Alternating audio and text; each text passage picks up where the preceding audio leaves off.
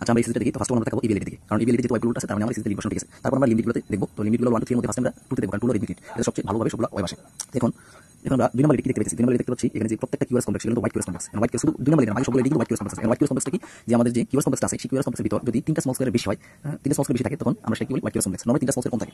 তো এখানে আমরা জুম করে অবশ্যই দেখব যে মানে কিউআরএস কমপ্লেক্সের পেটের ভিতর অবশ্যই 3টার অধিক আছে স্মল স্কয়ার, তাহলে এটা হলো হোয়াইট কিউআরএস কমপ্লেক্স। এখন হোয়াইট কিউআরএস কমপ্লেক্স যদি হয় আমরা কি ডিফারেন্সিয়েশন মাথায় চিন্তা করব। ফার্স্ট অফ অল আমরা চিন্তা করব বিভিন্ন বান্ডেল ব্লক। যদি পিওয়াই প্রেজেন্ট থেকে হোয়াইট কিউআরএস কমপ্লেক্স থাকে, এখন পিওয়াই প্রেজেন্ট থেকে যদি হোয়াইট কিউআরএস কমপ্লেক্স থাকে সেক্ষেত্রে আমরা চিন্তা করব রাইট বান্ডেল ব্লক না লেফট বান্ডেল ব্লক। কিন্তু এটা হলো রাইট বান্ডেল ব্লক না লেফট বান্ডেল ব্লক না। কারণ কি, বান্ডেল ব্লকে সাধারণত V1 এবং V2 অথবা V5 V6 আর লিগ নাম্বার 1 এগুলো আমরা আরএসএ প্যাটার্ন বা W প্যাটার্ন এগুলো পাই। হ্যাঁ, এখন যদি এগুলো পুরোটাই নেই তাহলে এটা কোনো বান্ডেল ব্লক না। তারপর আমরা চিন্তা করি হোয়াইট কিউআরএস কমপ্লেক্স ডিফারেন্সিয়েশন হিসেবে ventricular rhythm, ventricular tachycardia, ventricular fibrillation, primitive ventricular contraction বা এগুলো চিন্তা করি। এখন এখানে পিওয়াই কিন্তু আছে, প্রেজেন্ট আছে, তার মানে এগুলো চিন্তা করব না। তাহলে আরেকটা আছে যে হোয়াইট কিউআরএস কমপ্লেক্সের ডিফারেন্সিয়াল, এটা হলো আমার WW সিস্টেম। এখন WW সিস্টেম কি হয়, আচ্ছা আমরা বলি WW সিস্টেম দেখা যায় আমাদের যে হার্টের এই অ্যাট্রিয়াম এবং ভেন্ট্রিকল, এই অ্যাট্রিয়াম থেকে ভেন্ট্রিকল ইম্পালসটা আসতে একটা ওয়েট আসলে, এটা আমার ইমিউনিট।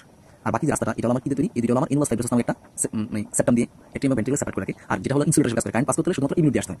কারণ আমরা জানি অ্যাট্রিয়াম টু ভেন্ট্রিকলে আসার সময় ইম্পালসটা কিছুক্ষণ স্টে করে, একটু ভেন্ট্রিকল আসার একটু রেস্ট নিয়ে যেটা আমরা ইমিউনিটাল দিলে পাই, মানে ইমিউনিট আসার ক্ষেত্রে আমরা ইমিউনিটাল দিলে। বাট কোন কনজেনিটাল কারণে যদি অ্যাট্রিয়াম টু ভেন্ট্রিকলে দেখা যাচ্ছে ইমিউনিট না আসে, আমার অন্য কোনো রাস্তা দিয়ে আসছে ইম্পালসটা, তখন কি হবে, সে ডিরেক্ট এসে ভেন্ট্রিকলকে ডিপ্লয়েস করে ফেলবে। মানে ওই যে ইমিউনিটাল দিলটা পেতাম, ইমিউনিট আসার কারণে আমরা ওই ইমিউনিটাল দিলটা পাবো না। যার কারণে নরমাল টেস্ট আমরা কি পাই, নরমাল টেস্ট আমরা পি এর পর পি ইন্টারভাল দেন আমি কিউআরএস কমপ্লেক্স দেন টিউবটা পাই।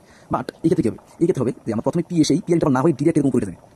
হ্যাঁ, মানে পি ইন্টারভাল খুবই কম থাকবে, না অবশ্য পাওয়া যাবে না। আর এই যে স্লাইডিং ডিরেক্ট উপরে গেছে, স্লাইডিংটা ওয়াইড দেখা যাচ্ছে, এটা আমরা ডেল্টা হয়, এটা আমরা ডেল্টা ওয়াইড। এই ডেল্টা ওয়াইডটা কি, ডেল্টা হলো আমার যে WW সিস্টেমের জন্য একটা খুব ইম্পর্টেন্ট জিনিস। এটা আছে মানে আমার এটা WW সিস্টেম। হ্যাঁ, এখন আমরা এখানে দেখতে পাচ্ছি এই যে ওয়াইডগুলো দেখি, এই যে দেখো ডিরেক্ট, এই যে দেখো এখানে পি ওয়াই বাসার পর কিন্তু ডিরেক্ট উপরে গেছে, পি ইন্টারভাল নাই, পি ইন্টারভাল নাই বলে খুবই অল্প, ডিরেক্ট উপরে চলে গেছে। তাহলে যদি এখানে ডেল্টা আছে এবং স্লার ওয়াইড এবং পি ইন্টারভাল খুবই কম, তাহলে এটা আমার ডায়াগনোসিস কি, এটা ডায়াগনোসিস হলো আমার WW সিস্টেম।